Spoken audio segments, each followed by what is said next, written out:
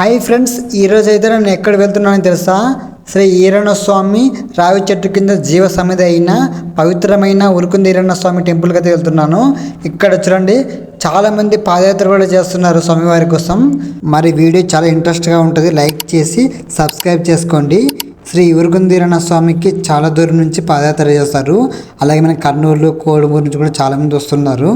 చూడండి, ఈరోజు అమావాస్య కాబట్టి ఇక్కడ చాలా ట్రాఫిక్ అయితే ఉంది. ఇక్కడ మనకు పక్కన జుమ్మల్దిన్న గ్రామంలోనే దాదాపు అర్ధ గంట ట్రాఫిక్ పట్టింది. ఇక్కడ చాలా వెహికల్స్ ఉన్నాయి, బైక్స్ అలాగే కార్స్, ఆటోలు ఉన్నాయి.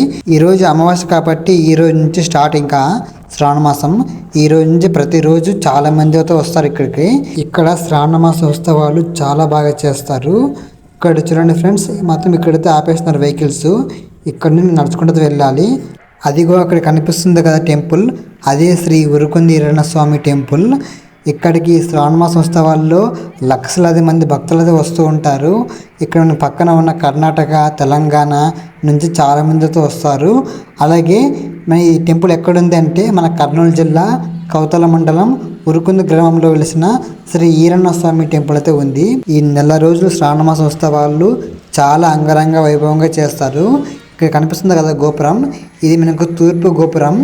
మొత్తం 5 ఉంటాయి, చుట్టూ 4 ఉంటాయి, అలాగే మధ్యలో ఒకటి ఉంటుంది. మనకి కనిపించేది తూర్పు గోపురము. ఇక్కడ మనకు లెఫ్ట్ సైడ్, రైట్ సైడు అమ్మవారు అలాగే వినాయకుడు కూడా ఉంటారు. ఇక్కడ అందరూ టెంకాయలు ఇక్కడే కొట్టేస్తారు. ఇక్కడ లోపల కూడా టెంకాయలు కొడతారు. కొంతమంది బయట కొట్టుకొని వెళ్తుంటారు. ఇలా చూడండి, మనకి టెంపుల్ అయితే ఇలాగ ఉంది. ఇక్కడ చూడండి, మీకు శ్రావణ మాసం ఉత్సవాలకి అన్నీ రెడీ చేస్తున్నారు ఇక్కడ. ఫ్రెండ్స్, ఇక్కడ చూడండి, మొత్తం 5 గోపురాలు కనిపిస్తాయి. మధ్యలో ఒక రావి చెట్టు ఉంటుంది, దాని గురించి తర్వాత చెప్తాను.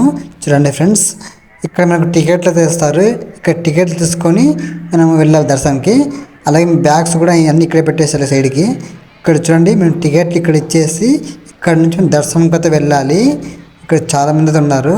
ఇదిగో కనిపిస్తుంది కదా గోపురం, ఇది వచ్చేసి మన దక్షిణ గోపురం. అదిగో అక్కడికి వెళ్తున్నారు కదా, అలా ఇట్లా పైకి వచ్చి పైన నుంచి ఇలా గోపురంలోకి వెళ్ళి దర్శనం చేసుకుంటారు. ఈ గోపురం వచ్చేసి దక్షిణ గోపురము. ఇక్కడ చూడండి, ఇక్కడ చాలా మందితో ఉన్నారు. ఈరోజు అమావాస్య కాబట్టి ఇక్కడికి చాలా మంది భక్తులతో వచ్చేసారు దర్శనం కోసం. చూడండి, ఇక్కడ మనకు గోపురం కనిపిస్తుంది కదా, ఇది వచ్చేసి దక్షిణ గోపురం. ఇక్కడ నుంచి వెళ్తారు లోపలికి. మనకు లోపల మనకు ఒక రావి చెట్టు అయితే ఉంది. ఆ రావి చెట్టుకే మనకు శ్రీ ఉరుకుంది ఈరన్న స్వామి జీవ సమాధి అయిన ప్లేసు. మనకు పైన గర్భగుడిలో పైకప్పు అనేది ఉండదు అనమాట, ఆ రావి చెట్టు అయితే ఉంటుంది.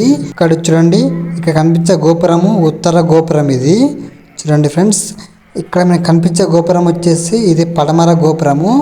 దర్శనంకి వెళ్ళిన వాళ్ళు ఇలా వస్తారు, కొందరు ఇలా కూడా వెళ్తుంటారు. ఈ ఈరన్న స్వామి అంటేనే శ్రీ లక్ష్మీ నరసింహస్వామి.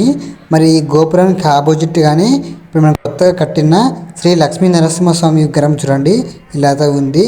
మరి ఇలాంటి నా ఇంట్రెస్ట్ వీడియోస్ కోసం మన ఛానల్ సబ్స్క్రైబ్ చేసుకొని ఈ వీడియోకి లైక్ చేయండి ఫ్రెండ్స్. మరి నెక్స్ట్ వీడియోలో కలుద్దాం. Bye friends.